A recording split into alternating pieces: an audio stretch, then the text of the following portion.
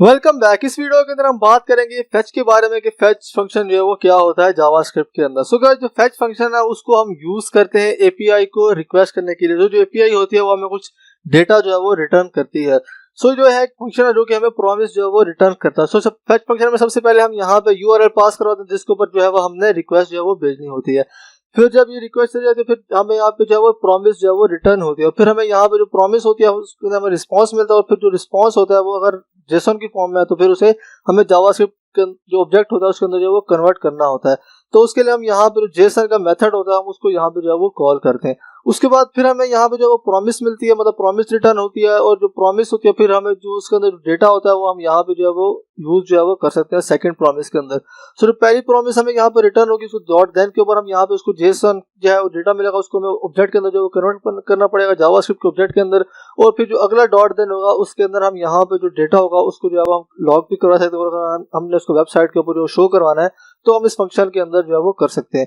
और किसी केस में अगर हमारा डेटा जो हमें नहीं मिलता तो उसके लिए यहाँ पे डॉट कैश भी जो है वो यहाँ पे यूज कर सकते हैं। सो इसको जो है हम प्रैक्टिकली करके देखते हैं वीएस कोड के अंदर। सो यहाँ पे वीएस कोड में आ गए तो यहाँ पे सबसे पहले हम देखेंगे कि यहाँ पे जो लोकल फाइल्स होती हैं हम उनके अंदर रिक्वेस्ट किस तरीके से करते हैं। फिर हम देखेंगे कि हम हमारी एपीआई एक्सटर्नल एपीआई उसको हम रिक्वेस्ट किस तरीके से जो है वो करेंगे। तो पहले हम यहाँ पे डॉट टीएक्सटी के ऊपर देखेंगे, फिर उसके बाद यहाँ पे इंडेक्स डॉट जेएसएन उसके ऊपर हम रिक्वेस्ट करके देखेंगे कि इनका डेटा किस तरीके से जो है वो हम यहाँ पे शो करवाते हैं। तो उसके लिए यहाँ पे मुझे यूज करना पड़ेगा फेच। सो फेच के अंदर मुझे यहाँ पे सबसे पहले मुझे रिक्वेस्ट करनी है जो हमारी डॉट टीएक्सटी की फाइल है मैं उसको जो है वो रिक्वेस्ट करना चाहता हूँ। तो उसको मैं सिंपली यहाँ पे उसका नेम है मैं यहाँ पे जो है वो पास करवा दूंगा। तो जो मेरा फाइल है उसी फोल्डर के अंदर है तो मैं यहाँ पे डॉट और स्लैश लगा के डेटा डॉट टीएक्सटी लिखूंगा तो फिर उसके ऊपर जो है रिक्वेस्ट जो चली जाएगी। फिर उसके बाद यहाँ पे हम रिक्वेस्ट करेंगे तो यहाँ पे जो हमें प्रॉमिस रिटर्न होगी तो उसके लिए हम यहाँ पे डॉट देन का जो है वो यहाँ पे यूज कर सकते हैं।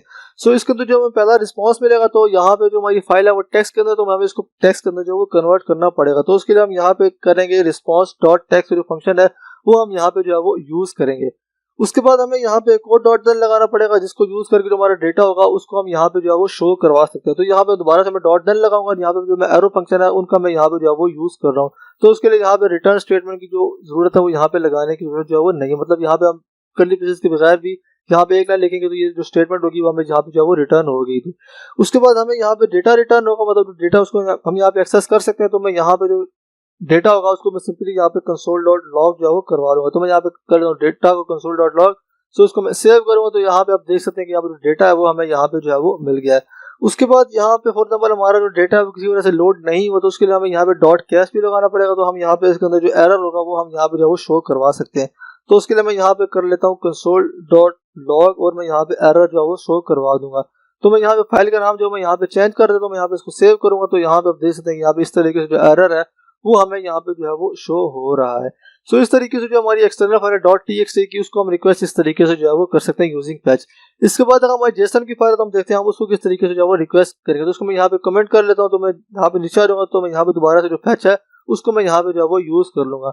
सो अब की बार मैं यहाँ पे जो इंडेक्स और जेसन है उसको मैं यहाँ पे जो रिक्वेस्ट है मैं यहाँ पे जो है वो करना चाहता हूँ। तो उसके लिए मैं यहाँ पे जो फाइल है उसको मैं यहाँ पे पास कर दूंगा पाथ। तो यहाँ पे जो है फाइल का नाम है इंडेक्स और जेसन।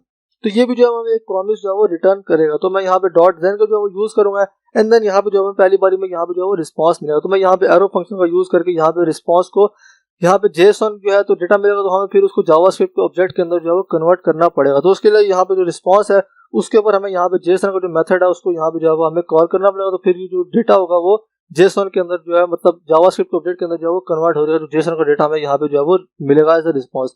उसके बाद हमें यहाँ पे डेटा को शो करवाना तो हम फिर यहाँ पे डॉट देन लगाएंगे और जो डेटा होगा उसको यहाँ पे जो है वो हम कैश करेंगे और जो डेटा होगा फिर उसको जो है वो हम आगे शो जो है वो करवा सकते हैं। तो मैं यहाँ पे कर लेता हूँ डेटा और उसके बाद मैं यहाँ पे जो एरो फंक्शन है उसका मैं यहाँ पे दोबारा से जो है वो यूज कर लूंगा। तो डॉट देन के बाद यहाँ पे मुझे डेटा के अंदर यहाँ पे लिखना है, डेटा मैं यहाँ पे लिखूंगा। उसके बाद यहाँ पे arrow function and then arrow function के बाद यहाँ पे रिटर्न के अंदर सिंपली मैं कंसोल डॉट लॉग जो डेटा होगा उसको मैं यहाँ पे जो है कंसोल डॉट लॉग जो है करवा लूंगा।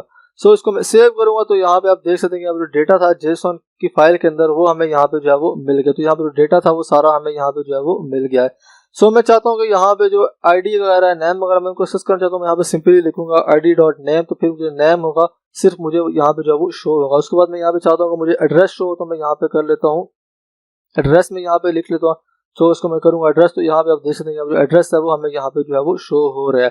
इसके बाद यहाँ पे फॉर एग्जाम्पल हमारा जो है वो कुछ एरर आ जाते हैं, यहाँ पे हम फाइल का नाम वगैरह लेते हैं या डेटा जो है वो हमें जो है वो रिसीव नहीं हुआ, तो उसके लिए यहाँ पे हम डॉट कैश भी जो है वो लगा सकते हैं। तो यहाँ पे जो एरर है जो हमें स्टेटमेंट शो करवानी है जब हमारा डेटा लोड नहीं होता, तो हम इसके अंदर जो है वो लिख सकते हैं। तो मैं यहाँ पे लिख लेता हूँ console.log एंड देन उसके बाद मैं यहाँ पे स्टेटमेंट लिख देता हूँ कैन नॉट फैच डेटा। मैं यहाँ पे जो है वो लिख लेता हूँ, तो मैं यहाँ पे कर लेता हूँ कैन नॉट फैच डेटा।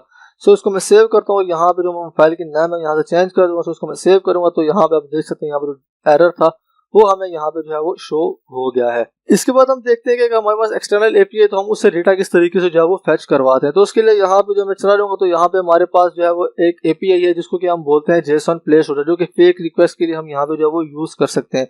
सो यहाँ पे हमारे पास डिफरेंट यहाँ पे जो है वो लिंक्स है जिनके ऊपर हम रिक्वेस्ट जो है वो कर सकते हैं। यहाँ पे हमारे पास है पोस्ट, कमेंट्स, एल्बम, फोटोज, तो हम इन सब के ऊपर जो रिक्वेस्ट है हम यहाँ पे जो है वो भेज सकते हैं। तो यहाँ पे जो यूजर्स है उसका मैं यहाँ पे जो है वो यूज करूंगा।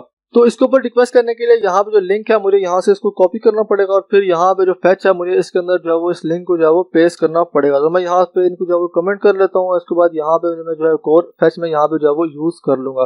तो मैं यहाँ पे कर लेता हूँ फैच, और फैच के अंदर जो हमारा ये जो यूआरएल मैंने वहां से कॉपी किया है उसको मैं यहाँ पे डबल कोट्स के अंदर जो है वो पेस्ट करूँगा। तो फिर यहाँ पे जो मुझे ये प्रॉमिस जो है वो रिटर्न करेगा। तो मैं यहाँ पे कर लेता हूँ डॉट देन, और यहाँ पे सबसे पहले हमें जो डेटा होगा वो जेसन की फॉर्म में होगा, तो हमें उसको जावास्क्रिप्ट अपडेट के अंदर जो कन्वर्ट करना पड़ेगा।